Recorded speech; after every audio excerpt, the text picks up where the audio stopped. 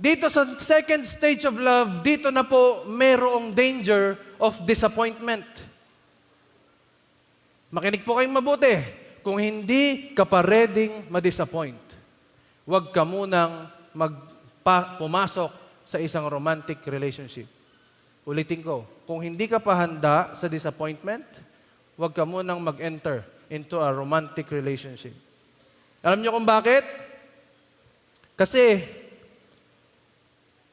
sa isang mag-partner,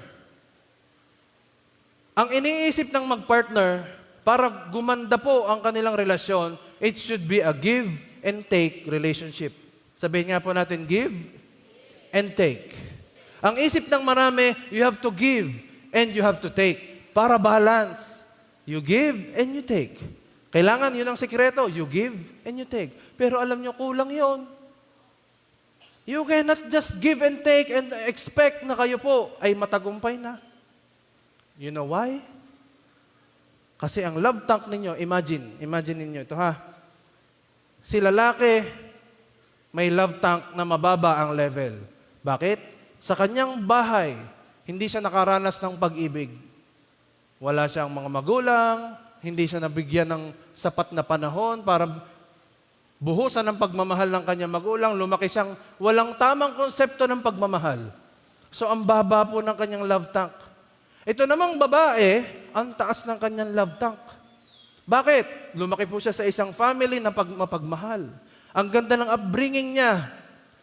Nagmamahalan lahat doon sa buong pamilya. Kaya naman, ang taas-taas po ng kanyang love tank. Nagkakilala ngayon ang dalawa. At nagkagustuhan. At nagpakasal.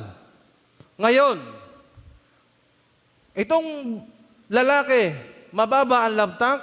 Yung babae, mataas ang love tank. Anong logical na dapat gawin? Yung babae ay laging siya ang magbibigay ng love sa lalaki para tumaas. Eh, ang problema, kapag nagbibigay siya, nade-drain siya.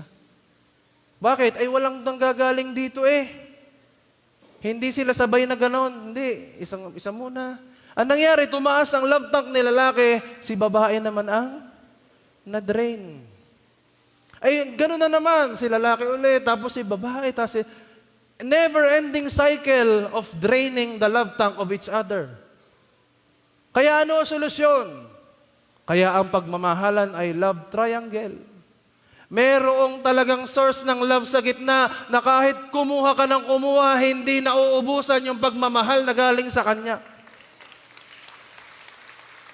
Kaya pagka ikaw ay na-in love sa Diyos at alam mong puno ka ng pag-ibig ng Diyos, na every time i-share mo ang love mo sa iyong partner, hindi ka nadadry. Bakit? Kasi alam mong may source of love na nanggagaling at nagpo-flow sa iyo.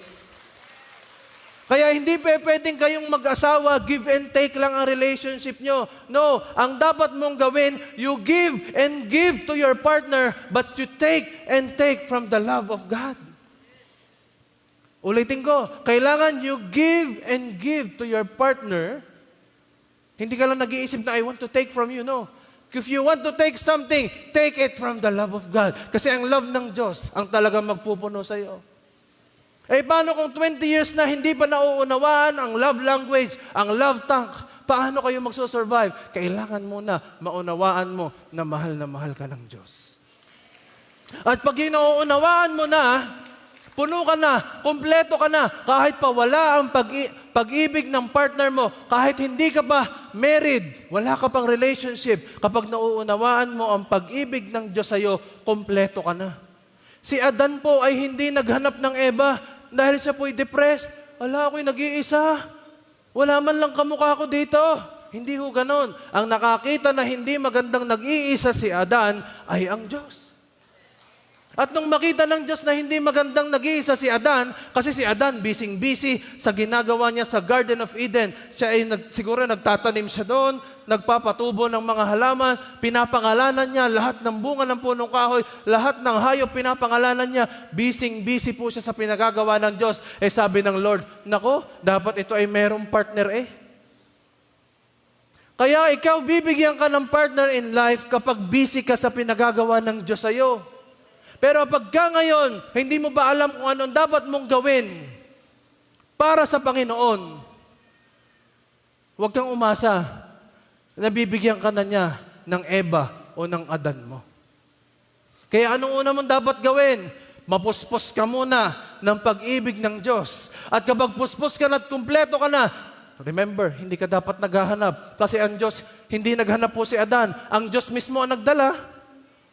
Paano po yun? Pagka hindi po ako naghanap, baka walang lumapit. Huwag kang mag-alala. Kasama yan sa mga pangangailangan mo. Matthew 6:33, unahin mo ang aking katuwiran at ang aking kaluwalhatian at seek ye first my kingdom and my righteousness, and all these things shall be added unto you. Ang aking kaharian at aking katwiran, ang iyong unahin, lahat ay idadagdag ko sa iyo. Kasama dyan ang partner in life mo.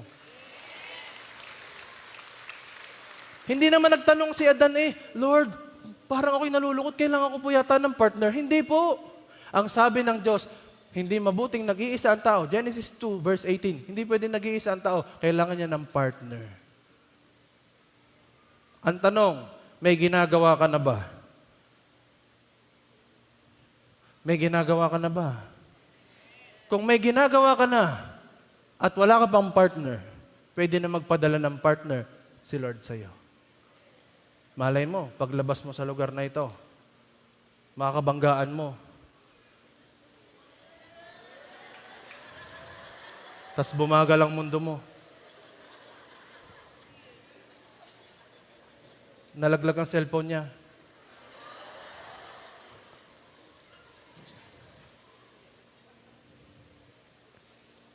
Why? Kasi in love ka na sa Diyos Kompleto ka na sa Diyos pa lang. At pag ganun po ang tao, kompleto na sa Diyos, ang Diyos walang pasubaling magdala ng para sa'yo. Paano ho yung wala pa? Ibig sabihin, kahit may edad na. Ibig sabihin, hindi sila kontento sa Diyos? No. Ibig sabihin lamang po noon, sobrang ini-enjoy pa ni Lord yung taong yun. Kaya hindi pa siya padalhan ng partner in life. Paano ho hanggang kailan po ako i-enjoy ni Lord? Isaiah chapter 60, verse 22. In the right time, I, the Lord, will make it happen. Ano ibig sabihin nun? Isaiah 60, verse 22. Either sa 60 years old ka na or 22 years old. Ano ibig sabihin? Kahit 60 ka na, pwede bang mangyari? Or kahit 22 ka, pwedeng mangyari. Amen? Ano kayang pinagsasasabi ni Reb doon? Hindi ang magdi-define sa'yo ay ang pagmamahal ng partner mo. Ang magdi-define sa'yo as a person is how God loves you so much. Piliin mo ang partner na may Jesus na agad. Hindi yung magkaka-Jesus pa lang. Complete na kahit wala ka pa, hindi yung kukumpletuhin mo. Ayon kay Blaise Pascal, there is a God-shaped vacuum in the heart of every man, which cannot be filled by any created thing, but only by God the Creator, made known through Jesus Christ. Your love tank is not heart-shaped, it is cross-shaped. Ang puso mo ay hindi hugis puso, ang puso mo ay hugis cross. Ibig sabihin, ang pwede lang magpuno ng puso mo is grabing pag-ibig ng Diyos. The love of God when He died on the cross and gave His life for you, that is the love that is going to fill your love tank. Kaya ang puso mo hindi talaga ganon. Ang puso mo ay ganon. Kaya kapag nakasalubong niyo ang ibang tao, ibig sabihin, nag-share ka ng love. Parang pag may nangliligaw sa'yo, sabihin mo, love of God. Ang puso ko ay hindi hugis ganito, ganito. And only the love of Jesus can fill it. Amen? Hindi totoo na ang partner mo ang sasapat sa'yo. Si Lord lang ang tanging makakasapat sa'yo. Wala nang iba pa. Magkukulang ang partner mo, magkukulang ang pamilya mo, magkukulang ang mga tao sa paligid mo, pero ang Diyos never magkukulang sa iyo. Pangatlo at huling stage, na pinakamataas na stage. Una, love is a feeling. Pangalawa, love is a commitment.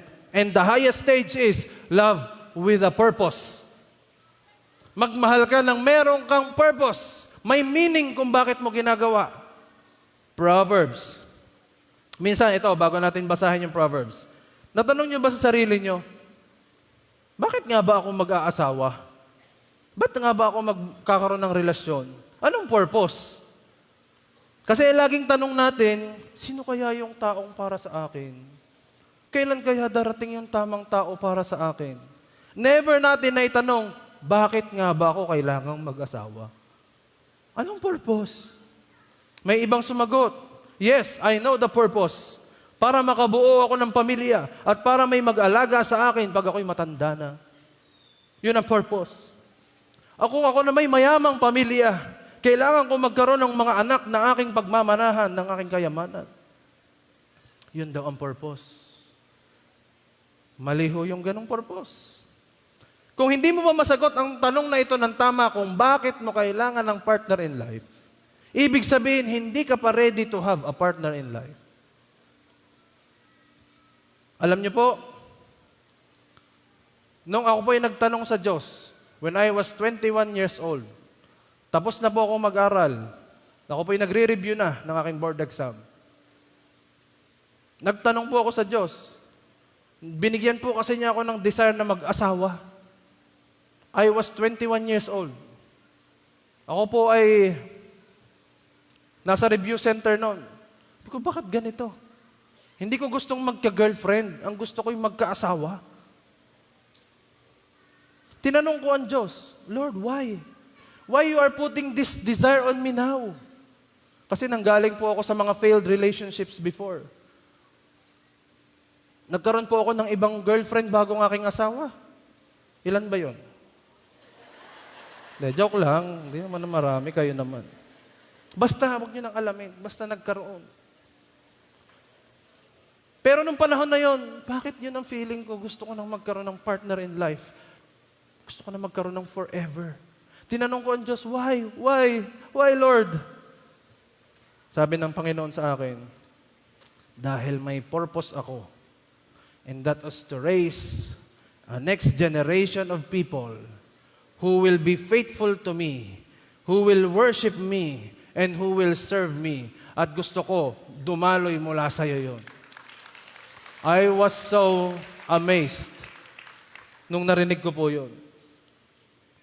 Sabi ng Diyos, kailangan magpatuloy ang legacy ng intimacy sa Diyos.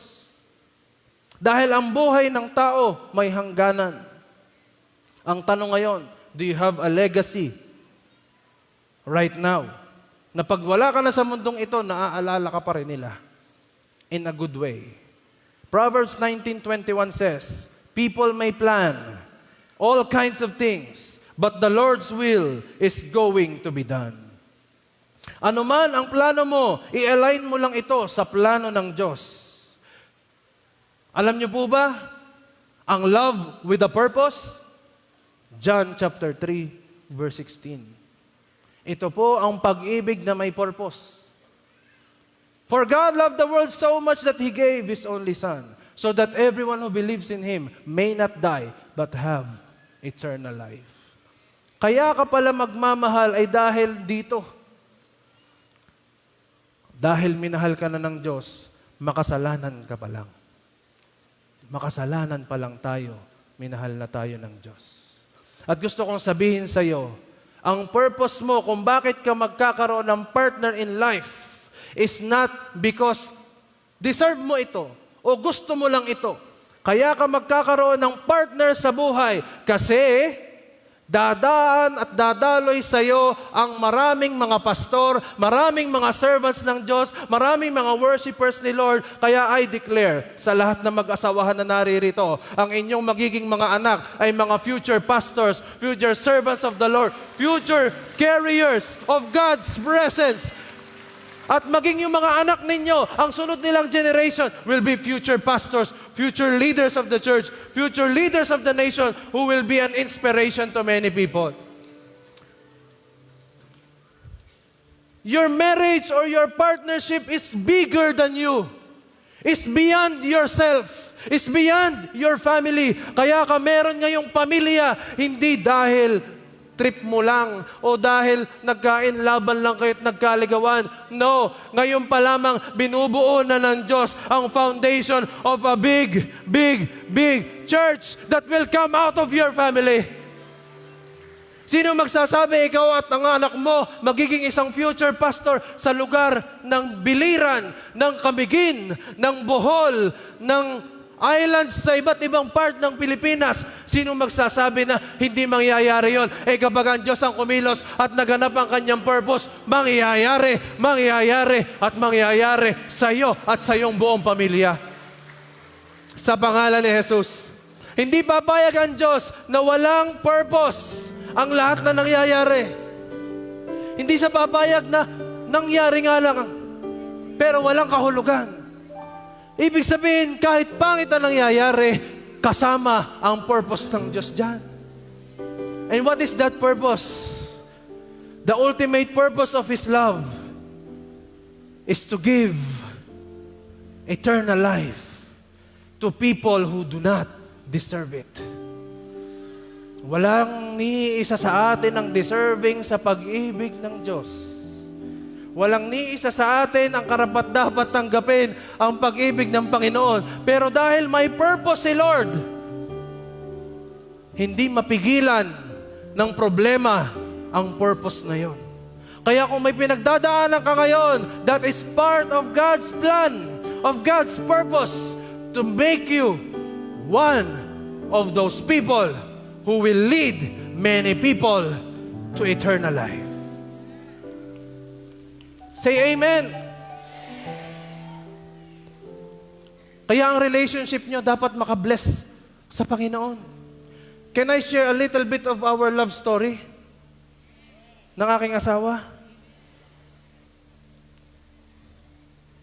Ang amin pong relasyon ay hindi dahil kami nagkagustuhan. Sa totoo lang, sino ba namang agad magkakagusto kay Pastora Sab na hindi iniisip si Bishop at si Reblin?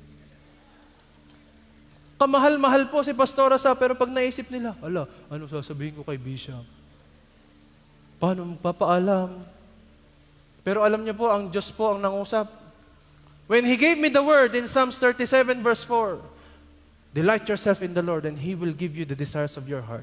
Nung tinanong ko sa Panginoon, bakit ko napanaginipan ng 3 beses si Pastora Sab?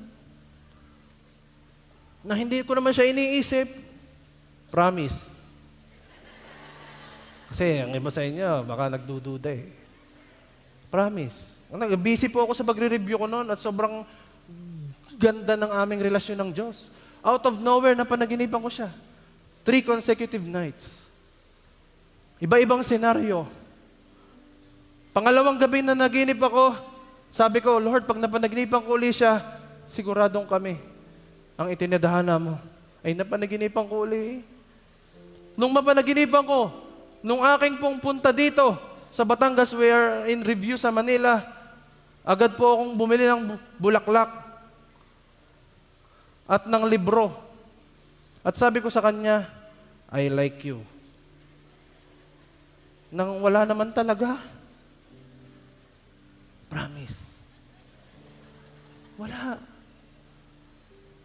But I followed.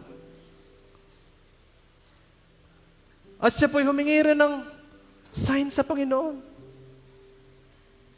At ang Diyos po nag-reveal through dreams sa kay Pastora Sab. At nakita niya rin po ako, ang aking pangalan. Sa isang panaginip, nakita niya may isang cake. At ang nakalagay sa cake, Gio loves you. Ang Diyos po ang nangungusap. Huwag mong kunin ang ballpen kay Lord. Hayaan mo ang Diyos ang magsulat ng love story nyo. Tayo kinukuha mo ang ballpen. Hindi, ganitong gusto kong mangyari. Luluhod ako sa Kanya. Ipapakita ko yung aking... Let the Lord write your love story. Nung makita niya po yun, kasi nagpe-pray siya dalawa kaming nanliligaw. Nag-pray siya, nalilito na siya. Kasi pogi din yung isa nakita niya sa panaginip, Gio loves you. Kahit daw alisin, burahin, yung pangalan ko, bumabalik, Gio loves you. Si Lord po yun. Kakampi ko ang Diyos. Bakit? May purpose Eto na. August 24, 2010. Nakamit ko po ang matamis na oo. Pero kahit kami na, si Pastora Sab, humingi pa ng 3 sign. Kung talagang kami, napakasigurista. Pag nagkamali pa ako sa 3 sign na yon, baka tapos, wala. Kaya nga sa Batangas pag ako'y pinalampas mo, para kang tumampo sa bigas. Naku, yabang joke lang yun, joke lang. Malakas ang palakpak sa side na area, parang... Joke lang yun.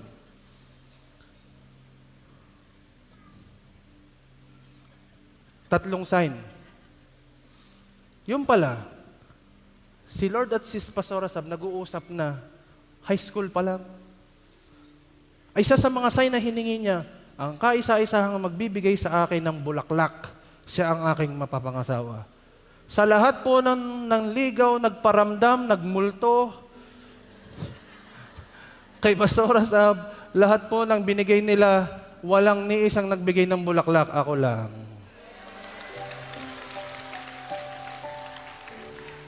Pangalawang sign na hiningi niya, nilagyan po ako ng Diyos ng kanta. May pinakikinggan po kaming song. Sabi ko sa kanya, mahal, parang maganda itong kantang ito. Gawin kaya nating team song. Ay, ang cheesy. Sabi ni Pastora Sab, maganda nga kaso marami nang may ganyang team song nanggaling na yan dyan. Okay. Alam niyo, pagkatapos namin mag-usap, ang Diyos ay nangusap sa akin, gawan mo ng kanta. Hindi naman ako composer. Ako po ay nakapaggawa ng kanta sa Kanya. At ibinigay ko po iyon nung kanyang birthday, January 3, 2011. Ang regalo ko sa kanya ay CD. Yan kako ang binigay ng Diyos na kanta for you. Ang lyrics po ay, I stand amazed on how God answers prayers. Ang pamagat po nun, God gave me you. Bago pa nauso yung God gave me you ngayon, nauna ho ako doon. Promise. At nung matanggap niya po, sabi niya, alam mo ba, pangalawang sign ko sa Diyos, ang aking God's will, gagawa ng kanta para sa akin. Second, check. Hindi ho ako, wala akong alam doon kung ano yung gusto niya kay Lord na hinihingi niya sa partner in life. At pangatlo, magpo-propose daw po dapat yung God's will niya sa birthday niya. At alam niyo po, birthday niya January 3. Nag-propose po ako doon sa may pakyat doon ng pinamukan.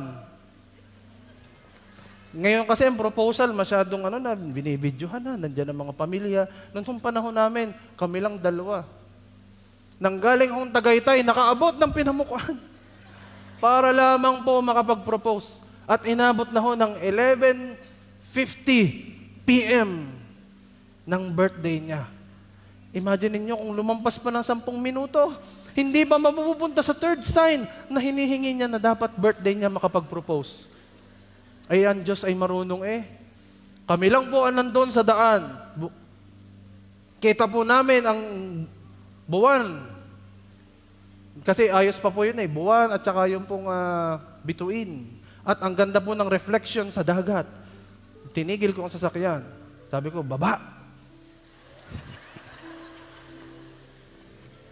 Habang nakabukas po ang ilaw no, sa harapan, walang mga video-video. Sayang nga, hindi na i-video yun. Ako po'y lumuhod sa kanya. Sinabi ko, will you marry me? Saksi, ang bituin, ang buwan. At sabi niya, yes. Iyan ang third sign na hinihingi ko. May magpo-propose sa birthday ko. Kung ikaw ngayon magpo-propose ka sa birthday ko, at nangyari. And the rest is history. Ngayon po, magto-12 years na po kaming kasal. Super blessed ng Panginoon.